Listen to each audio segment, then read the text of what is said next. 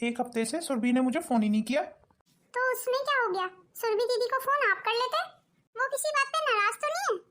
इस बार जैसे ही तनख्वाह मिलेगी सबसे पहले सुरभि को 15,000 रुपए दूंगा। मैं अपनी बहन को नाराज होते हुए नहीं देख सकता। हाँ, जब आप उन्हें 15,000 रुपए दे दोगे ना, फिर वो आपको रोज फोन किया करेंगी। तो तुम क्या चाहती हो, मेरे बहन भाई मुझे फोन ना करें? मेरा कहने का ये मतलब बिल्कुल नहीं था। मैं तो बस इतना कहना चाह रही हूँ कि जब आप उनको पैसे देने से मना कर देते हैं, तभी आपके बहन भाई आपको फोन करना बंद कर देते हैं। वो मुझ पे अपना हक समझते हैं और नाराज भी अपनों से ही हुआ जाता है। तुम क्या चाहती हो, वो मुझ पे नाराज भी नहीं हो सकते? तुम तो बस ये चाहती हो कि मैं अपने बहन भाई की मदद ना करूं। मैंने ऐसा कभी नहीं चाहा कि आप अपने बहन भाइयों की मदद ना करो। अपने बहन भाइयों के लिए करो और उसमें अपने बीवी बच्चों को मत भूल जाओ। तुम्हारी मैंने अब तक कौन सी जरूरत पूरी नहीं करी? आप मुझे बताइए कौन सी जरूरत पूरी की है आपने? पिछले 2 महीने से घर का एसी खराब पड़ा है और बच्चों के कमरों की लाइट, दोनों लाइटें खराब हो रखी हैं। हमारी पीहू पिछले 1 साल से साइकिल मांग रही है। हम उसे साइकिल नहीं खरीदवा पा रहे हैं। उसके सारे दोस्तों के पास साइकिल है। बबलू का मैं ट्यूशन भी नहीं लगा पा रही हूँ।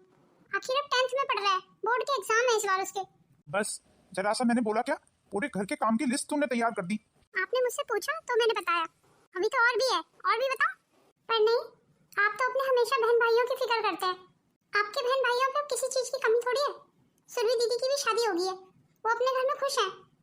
छोटी मोटी परेशानियां तो हर घर में चलती रहती हैं, पर सुरभि दीदी वो उठाती है और आपसे पैसे मांग लेती है। वो तो इतना भी नहीं सोचती है कि हम यहाँ किराए के मकान में ठहरे हैं। आप घर के बड़े हैं तो इसका मतलब ये थोड़ी है कि आपके छोटे बहन भाई आपसे पैसे ही मांगते थे। हमारे घर में परेशानी इसलिए ज्यादा दिखाई देती है क्योंकि तुम नहीं कमाती हो। मेरे सारे दोस्तों की पत्नियां खुद कमाती हैं, इसलिए घर के काम खुद हैंडल कर लेती हैं। और एक तुम हो जो घर के खर्चे की लिस्ट लेके मेरे सामने बैठ जाती हो। अरे सारा दिन बैठ के घर में तुम करती क्या हो? थोड़ा बहुत काम ही ढूंढ लो। इसका मतलब आप मुझे ना कमाने का ताना मार रहे हो? ताना नहीं मार रहा हूँ, सही बता रहा हूँ। मेरा दिल बड़ा दुखी होता है तुम्हें देख के। तुम किसी काम की नहीं हो। नौकरी तो मैं भी करना चाहती थी, पर घर के कामों में और बच्चों को पालने पोसने में इतना उलझ गई कि नौकरी करने का समय ही नहीं मिला। अगर मैं उस समय नौकरी करने लगती तो अपने बच्चों को समय नहीं दे पाती। और आज नौकरी नहीं कर रही हूँ तो पति के ताने सुन रही हूँ। भैया, भाभी, अरे कोई है घर पे या नहीं? सुरभि दीदी, आप आइए आइए अंदर आइए। पर आप ऐसे अचानक से कैसे? कल शाम को भैया का फोन आया था मुझे। पर आप तो अपने भैया से गुस्सा थी ना, उनका फोन ही नहीं उठा रही थी। भैया ने मुझे व्हाट्सएप मैसेज किया था। अच्छा अच्छा, तभी आज आप आ गई हैं। तो जरूर आपके भैया ने 15,000 रुपए देने के लिए आपको बुलाया होगा आज। जी भाभी, आप बिल्कुल सही समझी। भाभी अपने हाथों की मजेदार सी चाय बना के लाओ। जी ठीक है दीदी, अभी लाती हूँ। भाभी बराबर की दुकान से पकौड़े भी मंगा लेना, स्पेशल वाले। जी दीदी ठीक है। आज कितनी सुंदर साड़ी अभी मैं देख के आई हूँ। भैया को बोलूंगी इस बार करवा चौथ पे मुझे वो साड़ी खरीदवा देंगे। ये लीजिए दीदी चाय। भाभी अभी तक पकौड़े नहीं आए? दीदी बबलू को भेजा हुआ है, अभी लेके ही आता होगा। और बताइए दीदी, घर में सब कैसे हैं? जी भाभी, घर में सब ठीक है। दीदी यहाँ जब भी आती है खाली हाथ ही आ जाती है। मेरे बच्चों के लिए कभी 2 फल भी नहीं लेके आती है। अब सारा दिन यही रहेंगी और दुकान से कुछ न कुछ मंगा के खाती रहेंगी।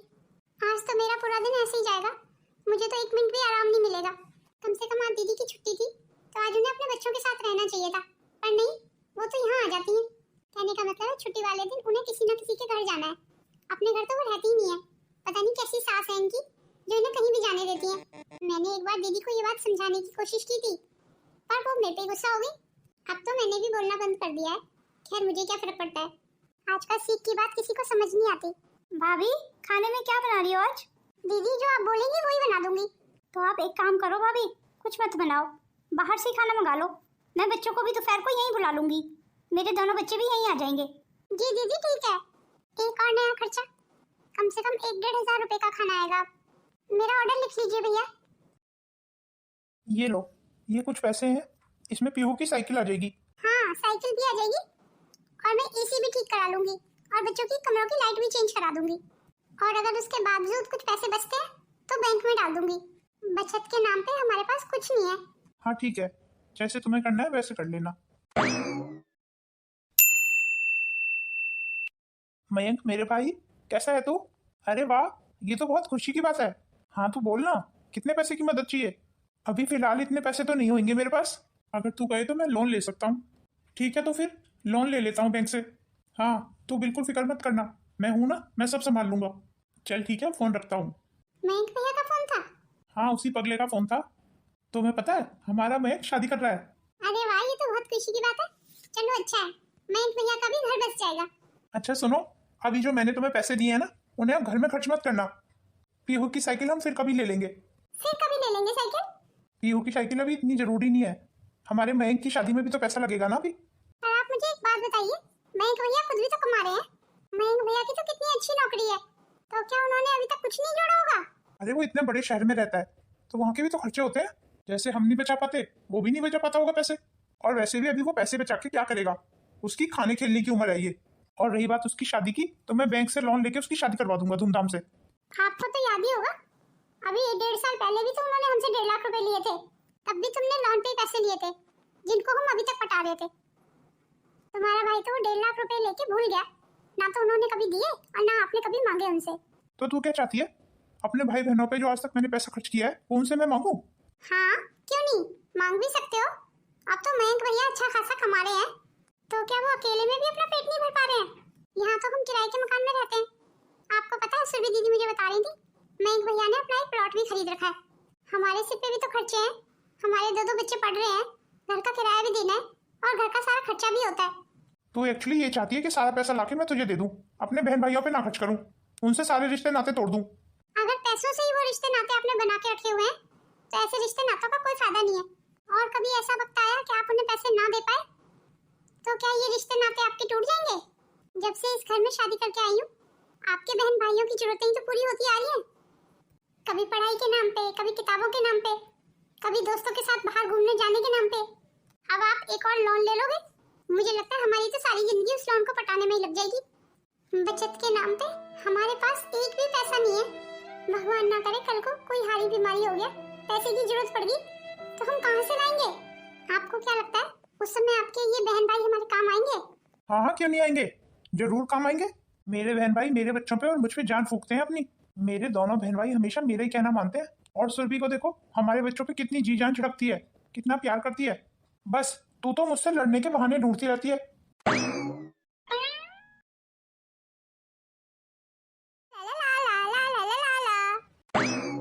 शीतल शीतल, हाँ हाँ मैं यहीं पे हूँ, बताइए क्या बात है?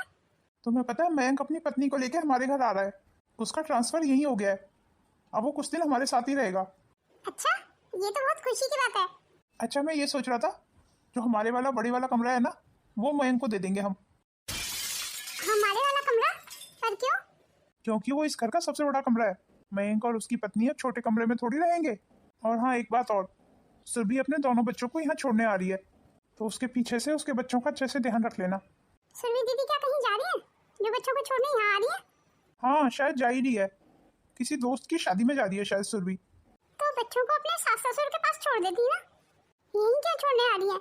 यहाँ मेरे भी तो 2 बच्चे हैं। आपको तो पता है बबलू के 10th के एग्जाम है, और दीदी के दोनों बच्चे उफ, बहुत शरारती हैं। मेरे बबलू को पढ़ाई भी नहीं करने देंगे। बस बन गया ना तुम्हारा मुंह। अरे जब घर गृहस्थी लेके बैठे हैं तो रिश्तेदार तो आएंगे जाएंगे ना। इसमें नाराज होने वाली तो कोई बात नहीं है। आप मेरी बात को समझने की कोशिश कीजिए। क्या समझूं मैं तेरी बात? घर में 2 लोग के आ जाते हैं, तेरा मुंह ही बन जाता है। अब चाहे मुंह बने या कुछ भी हो, अब तो मैंने सुरभि को हाँ बोल दी है। अब 2 दिन उसके बच्चे यहीं रहेंगे।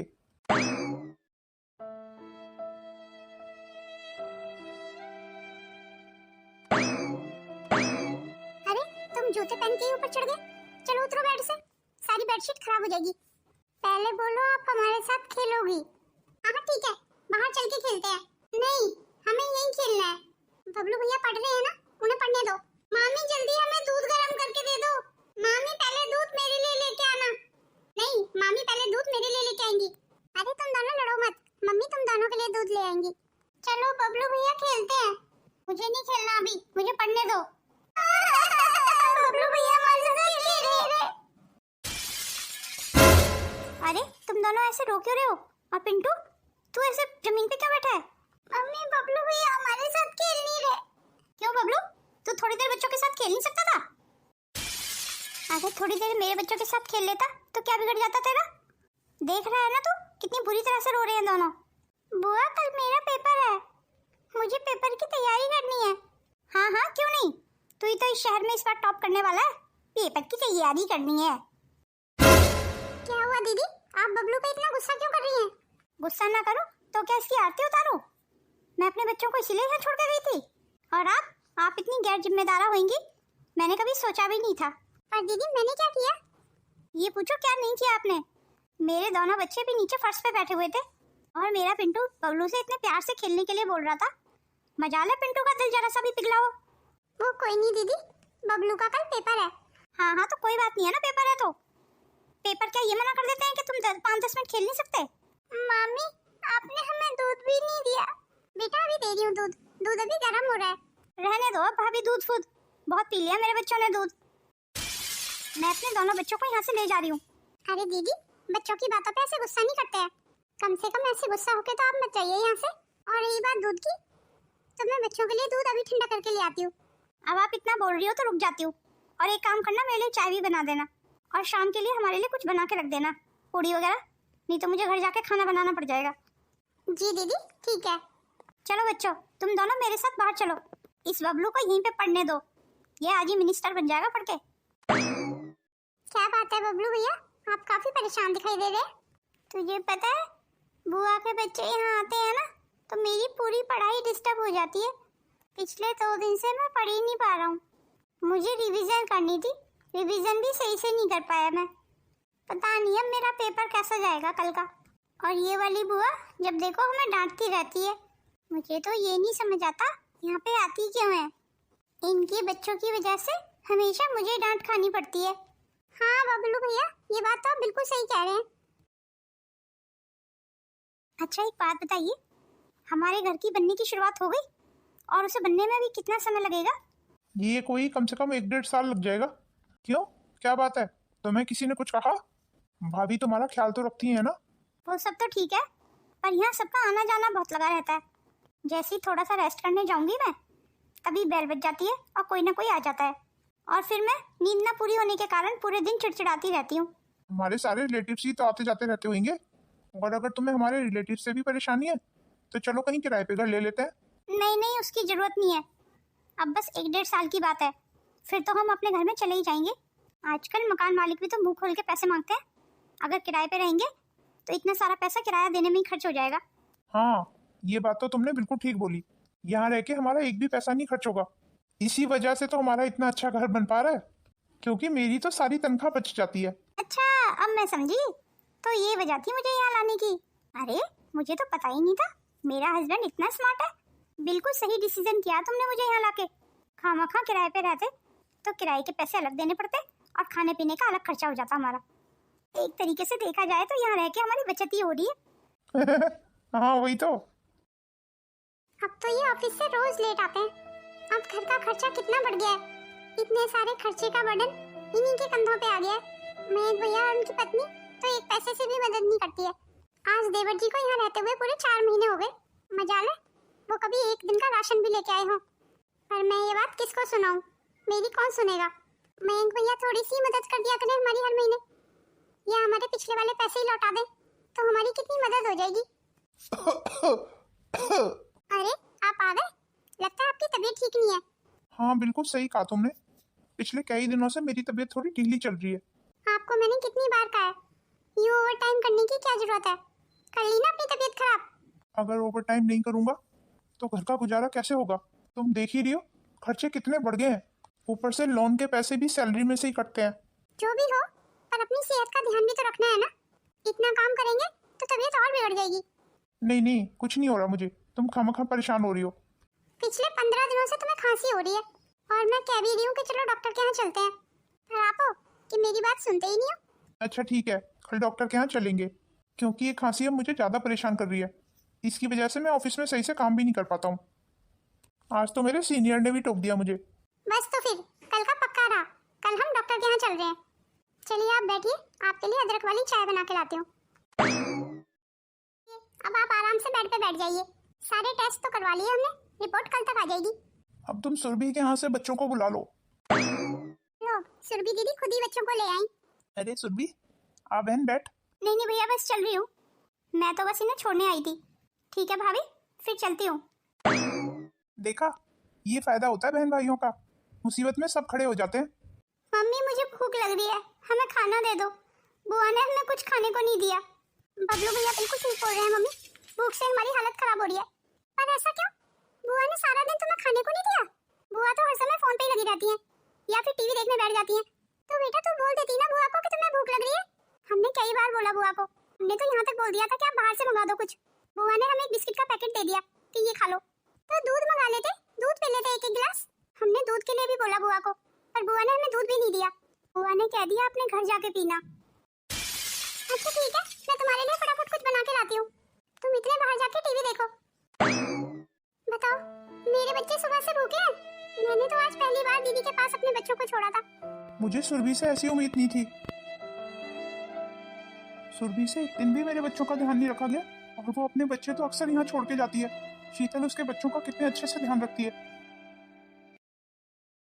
जेठ जी को 1 महीने का रेस्ट बता दिया है डॉक्टर ने। हाँ मुझे पता चला। लगता है कोई गंभीर बीमारी होगी है जेठ जी को।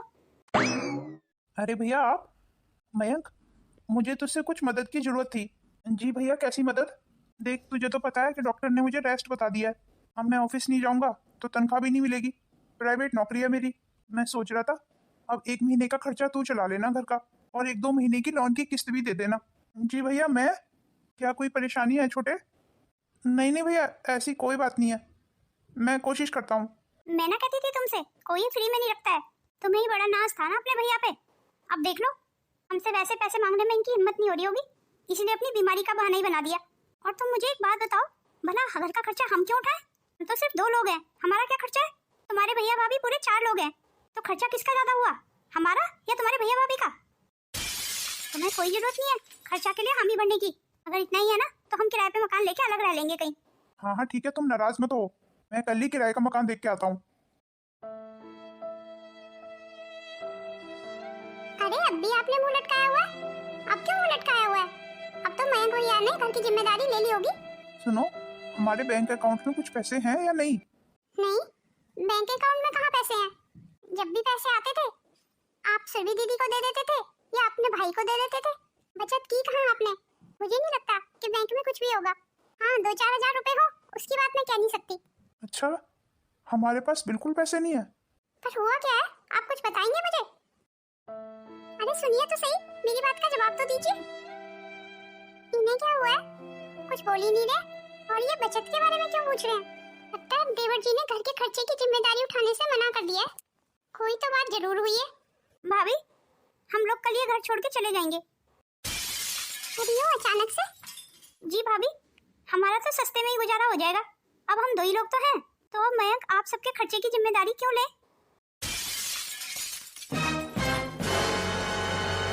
आपकी रिपोर्ट्स आ गई हैं। अच्छा, क्या आया है रिपोर्ट्स में? डॉक्टर ने कहा है आपका जल्दी से जल्दी ऑपरेशन कराना पड़ेगा। क्या कहा? ऑपरेशन? और ऑपरेशन में खर्चा कितना आएगा? यही कोई 1 से 1.25 लाख रुपए। पर हमारे पास तो इतना पैसा नहीं है। आप परेशान मत होइए, मैं सुरभि दीदी से बात करती हूँ। हाँ, सुरभि ही हमारी मदद करेगी अब।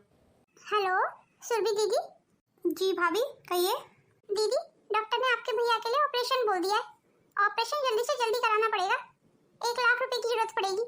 हेलो हेलो हेलो, भाभी आवाज नहीं आ रही है शायद। हेलो सुरभि दीदी, मुझे तो आपकी आवाज बिल्कुल क्लियर आ रही है। हेलो भाभी, आवाज नहीं आ रही है। दीदी ने जानबूझ के फोन काट दिया या दीदी को सचमुच मेरी आवाज नहीं आ रही थी? चलो तुम रहने दो ऑपरेशन वगैरह, अब किसी से बात करने की जरूरत नहीं है। मुझे नहीं कराना कोई ऑपरेशन वगैरह। ऑपरेशन तो आपका जरूर होगा, चाहे उसके लिए मुझे अपना मंगलसूत्र क्यों ना बेचना पड़े। हाँ, मैं मंगलसूत्र बेच दूंगी।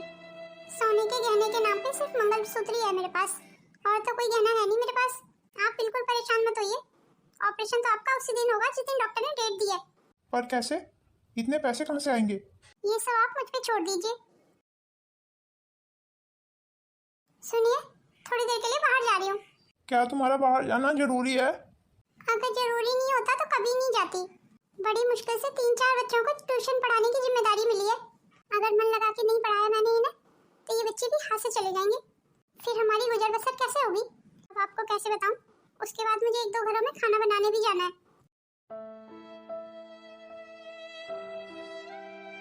पापा, आपको कुछ चाहिए? नहीं बेटा, फिलहाल तो कुछ नहीं चाहिए। और तेरी मम्मी कब तक आएंगी? मम्मी तो अब लेट ही आती है। मम्मी के ट्यूशन के काफी सारे बच्चे हो गए अब, आजकल तो मम्मी को फुर्सत ही नहीं है। मम्मी बहुत मेहनत करती हैं।